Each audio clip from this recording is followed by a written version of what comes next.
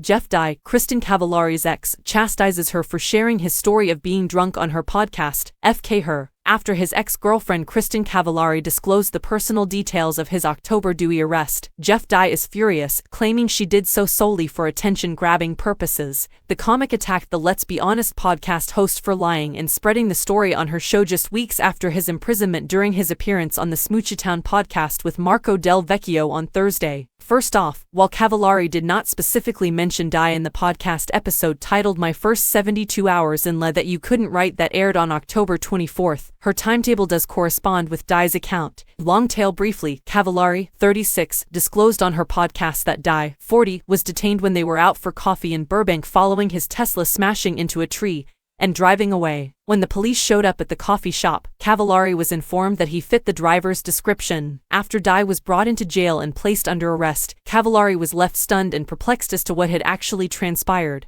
After her divorce from former NFL player Jay Cutler, Cavallari dated Dye. She said she accepted his invitation to meet at the coffee shop. Dye stated on the Smoochitown show that he hoped to see her in order to see if they could revive their relationship. However, the day had a difficult beginning. Cavallari's account of waking up late following a night of heavy drinking with friends at his place was corroborated by Dye. He said he was meant to pick her up at the coffee shop at 9 in the morning. Dye said on the way there that he didn't give the previous night's alcohol consumption much thought other than the fact he was still feeling the effects. He nevertheless lost control of his Tesla and struck a tree. Fearful, Dye set out on foot, covering a distance of around 1 mile before meeting Cavallari. However, Dye is not happy that she aired the tale on her podcast and is even more incensed about the fact that she posted pictures of the automobile fell apart. Because the car is essentially a large computer, Dye added. The reason it looked the way it did was because firefighters had to pry open the doors, which he claimed cannot be opened after a crash.